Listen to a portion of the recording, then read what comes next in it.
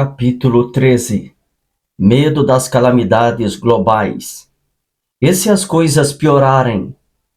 Vocês ouvirão falar de guerras e rumores de guerras, mas não tenham medo. Mateus 24, verso 6. Eu poderia viver sem os avisos farmacêuticos. Eu entendo o objetivo deles.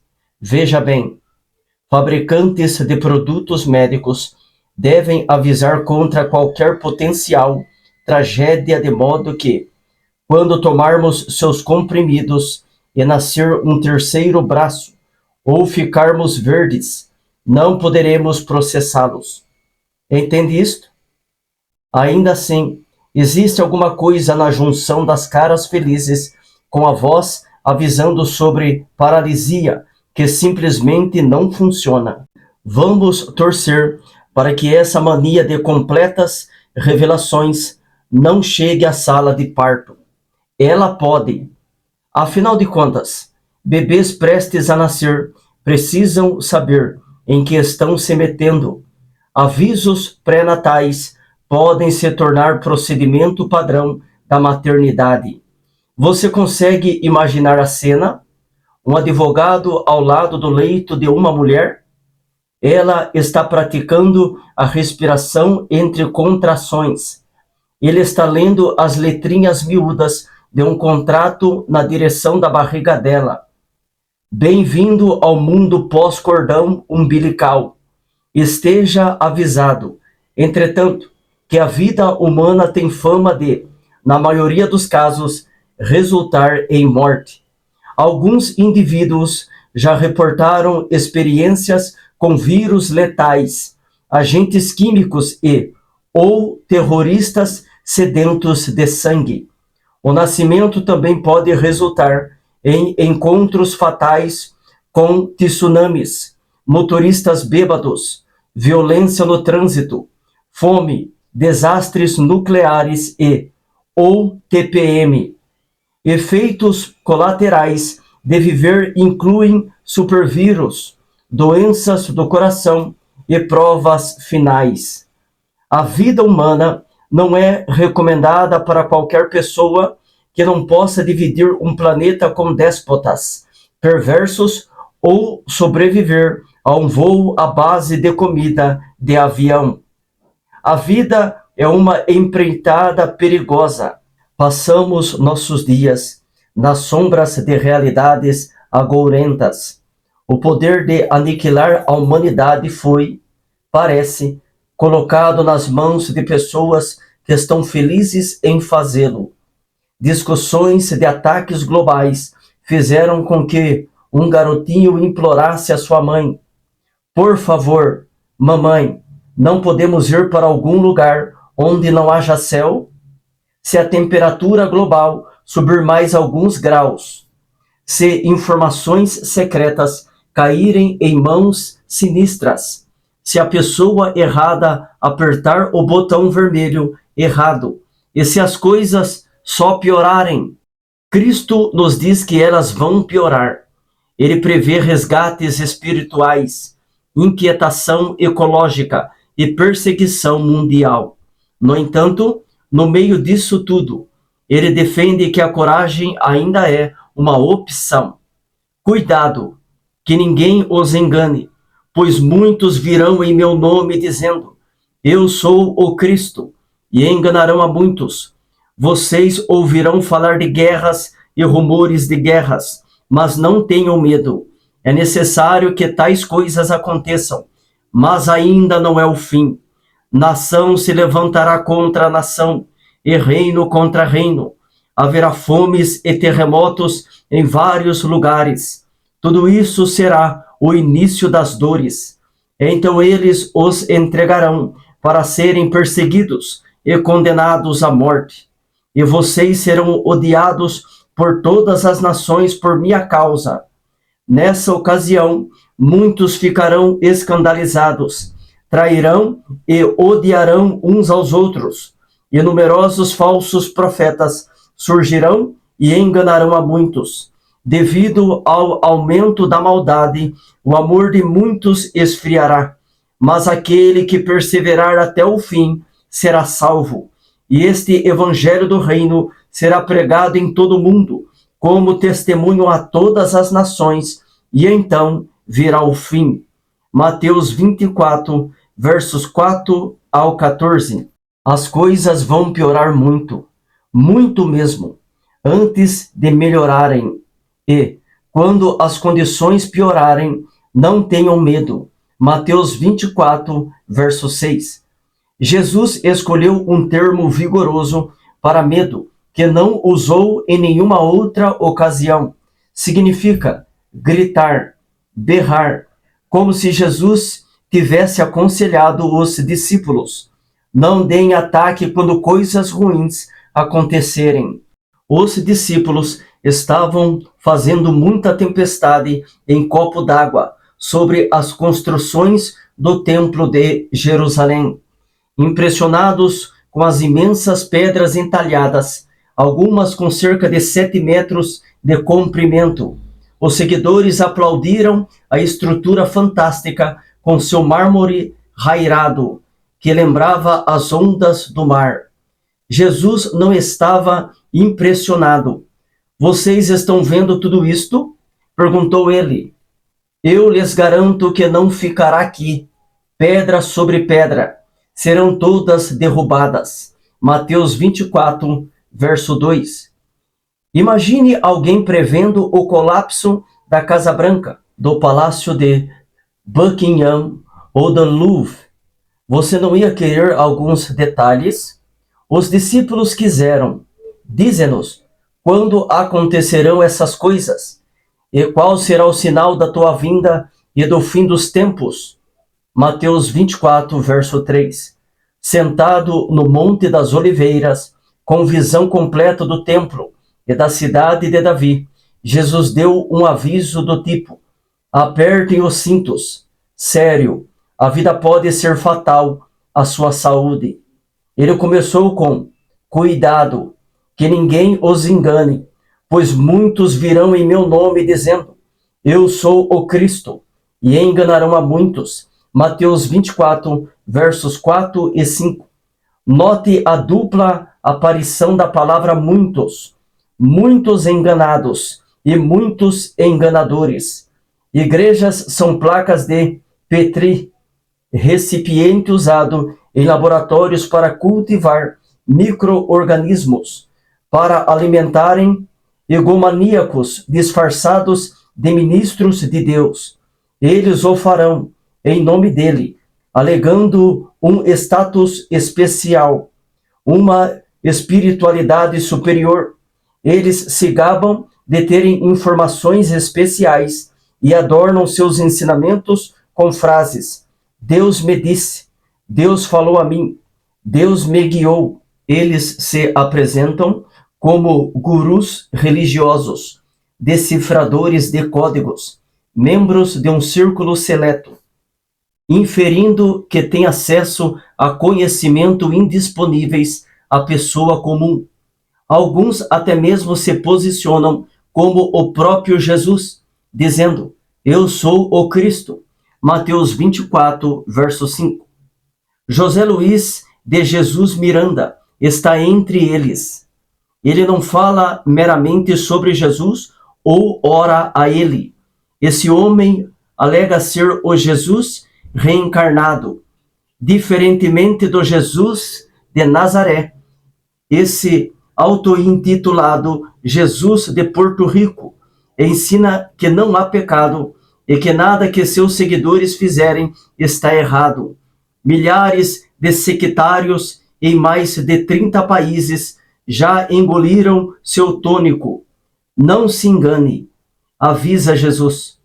Não seja atraído por sua aparência astuta, oratória eloquente ou performance.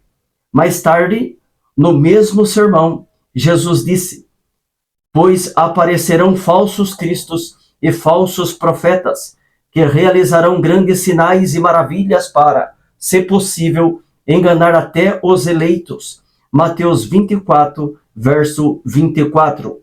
Multidões e milagres, grandes plateias, feitos espetaculares, multidões de pessoas, demonstrações de poder. Quando você os vir, cuidado. O volume alto não quer dizer fé saudável. Não se impressione com números ou truques. Satanás pode falsificar ambos. Filtre todas as mensagens e mensageiros através desses versículos. Quem é o mentiroso, senão aquele que nega que Jesus é o Cristo? Este é o anticristo, aquele que nega o Pai e o Filho. Todo o que nega o Filho também não tem o Pai. Quem confessa publicamente o Filho tem também o Pai. 1 João 2, versos 22 e 23. Falsos profetas sempre minimizam o papel de Cristo e maximizam o papel da humanidade. Seja diligente quanto à doutrina. Atenha-se a uma pergunta. Essa pessoa está direcionando os ouvintes para Jesus? Se a resposta for sim, seja grato e ore por esse indivíduo. Se a resposta for não, saia enquanto pode. Junto com a heresia, podemos esperar a calamidade. Vocês ouvirão falar de guerras e rumores de guerras, mas não tenham medo. É necessário que tais coisas aconteçam, mas ainda não é o fim. Nação se levantará contra nação e reino contra reino. Haverá fomes e terremotos em vários lugares. Tudo isso será o início das dores. Mateus 24, versos 6 a 8. A natureza é uma criação grávida, de 9 meses. Quando um tornado destrói uma cidade no Kansas, ou um terremoto aniquila uma região no Paquistão, isso são mais do que mudanças barométricas ou alterações nas antigas falhas. O universo está passando pelas horas finais antes do parto. A previsão inclui contrações dolorosas e também inclui conflitos, guerras e rumores de guerras, uma nação invadindo outra, uma superpotência desafiando outra. As fronteiras sempre precisarão de pontos de controle. Correspondentes de guerra sempre terão emprego. A população mundial nunca verá paz neste lado do céu. Os cristãos serão os que mais sofrerão. Então eles os entregarão para serem perseguidos e condenados à morte. E vocês serão odiados por todas as nações por minha causa. Naquele tempo, muitos ficarão escandalizados, trairão e odiarão uns aos outros, e numerosos falsos profetas surgirão e enganarão a muitos. Devido ao aumento da maldade, o amor de muitos esfriará. Mateus 24, versículos 9 ao 12. O paraíso é cheio de pessoas cujas mortes cumpriram essa profecia. Pedro, Paulo, Estevão, Tiago, Inácio de Antioquia, Policarpo de Esmirna, Justino, Orígenes. O mundo odiava esses seguidores de Cristo. O ódio persiste.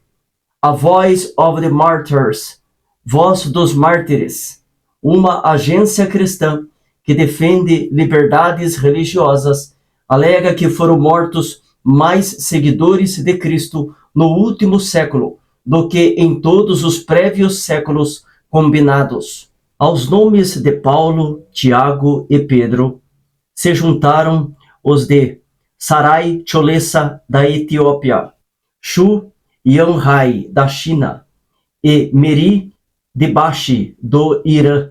O Global Evangelization Movement, movimento de evangelização global, relata uma média de 165 mil mártires por ano, mais do que 4 vezes o número de um século atrás.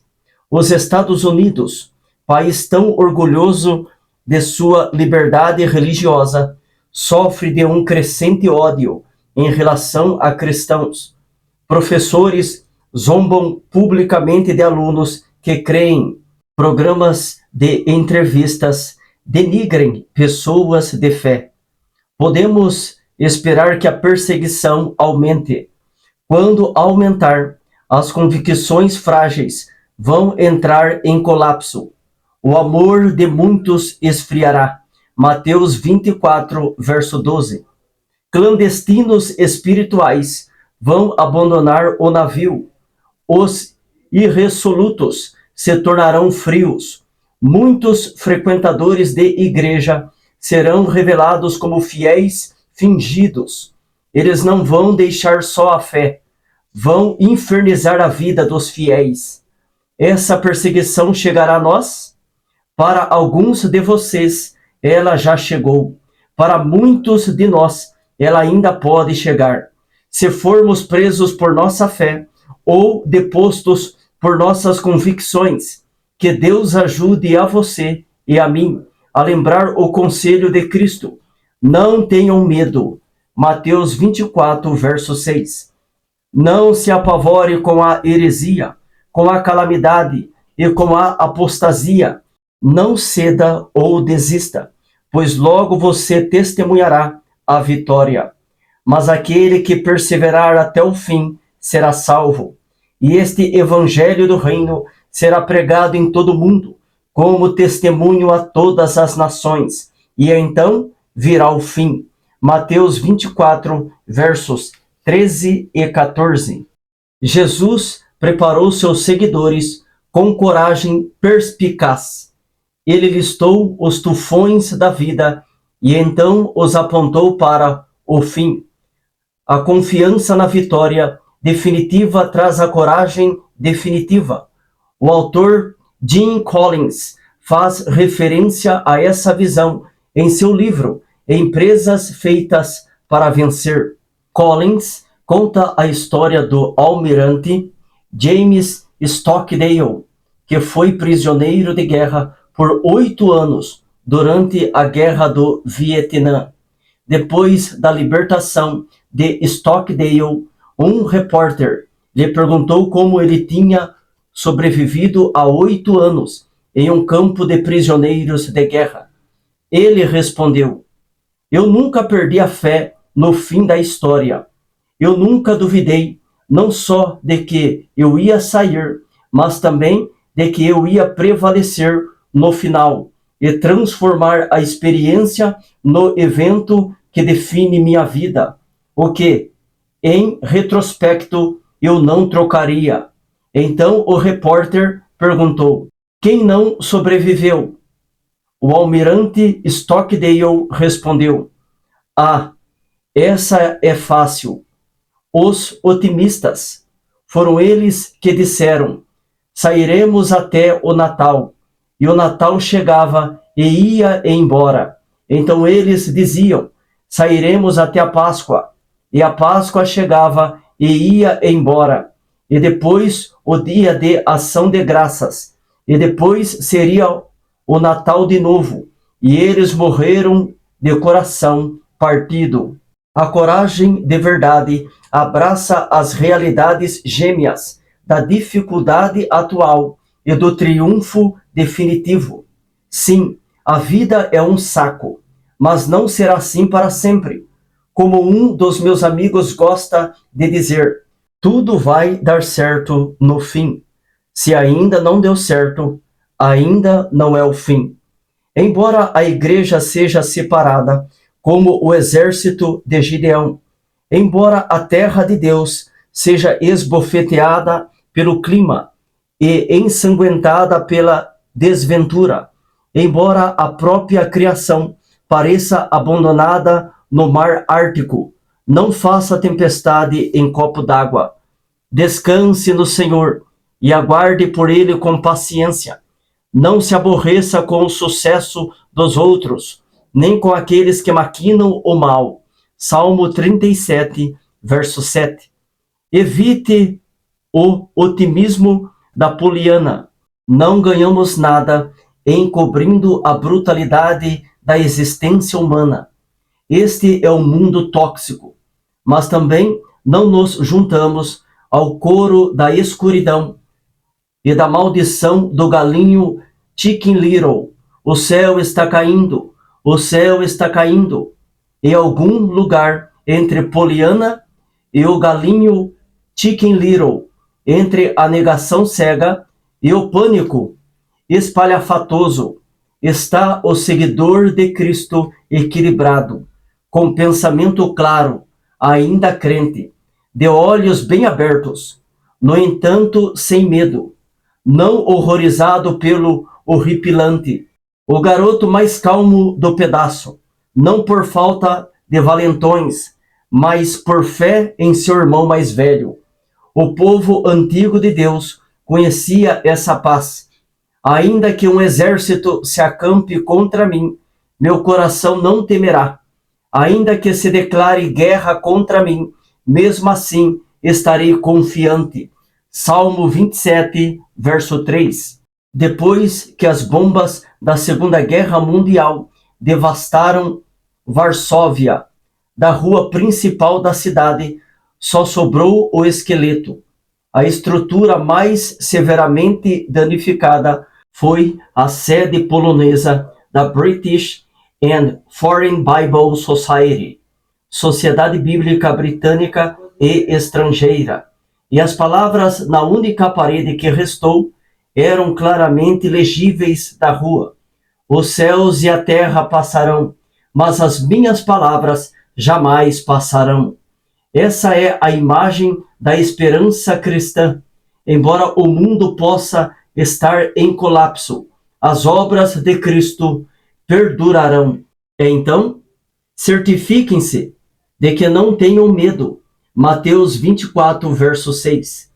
Certifiquem-se de que chefes e professores geralmente usam essa expressão. Certifiquem-se de que preencherão os relatórios, ou seu trabalho é para amanhã. Certifiquem-se de que terminarão seu trabalho. Essas palavras pedem uma atenção adicional, foco especial, determinação extra. Não é isso que Cristo está pedindo de nós? Nestes dias perigosos, neste mundo frágil, com colapsos financeiros nos noticiários e terroristas à solta, temos todas as razões para correr para abrigos de medo e aflição. Mas Cristo nos diz: não tenham medo, seja fiel até a morte, e eu lhe darei a coroa da vida. Apocalipse 2, verso 10. Certifique-se de que o casco das suas convicções possa aguentar o estresse das colisões. Os que construíram o Titanic deveriam ter sido espertos assim. O transatlântico de luxo afundou porque os empreiteiros compraram rebites baratos e sofreram de mau planejamento. Rebites são a cola que mantém unidas as placas de aço.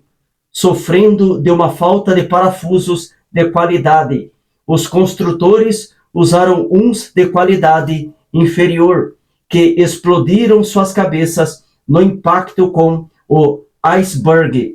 Qual a resistência dos parafusos de sua fé?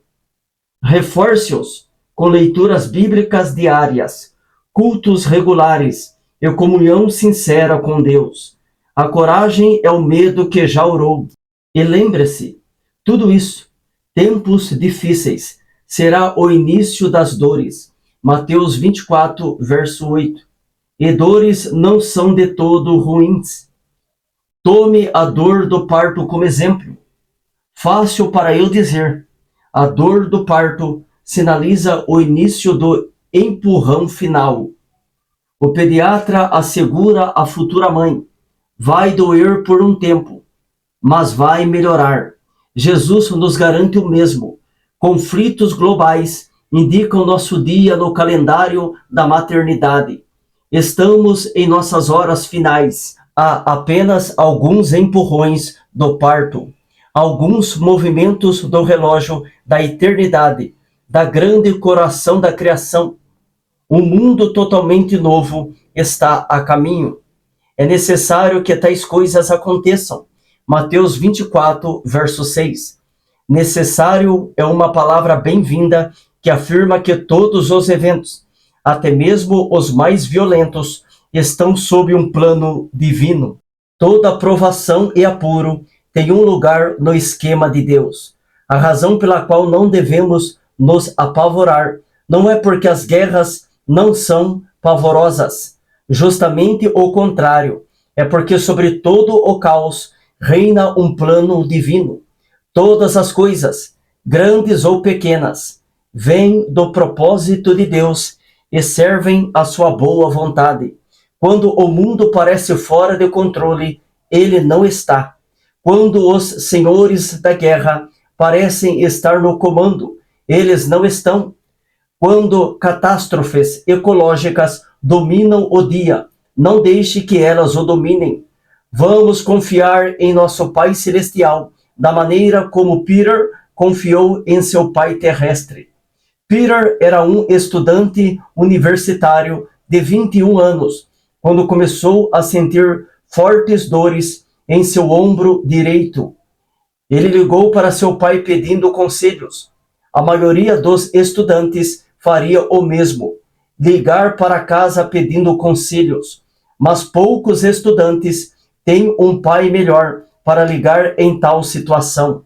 O pai de Peter, Michael, é um cirurgião ortopédico de renome internacional, especializado em ombro.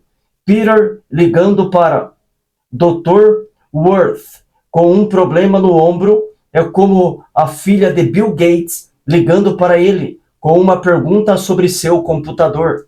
Michael inicialmente atribuiu a dor de Peter a levantamento de peso, mas depois que ele sentiu dormência e formigamentos, o médico começou a suspeitar de uma condição extremamente rara do ombro chamada trombose venosa profunda.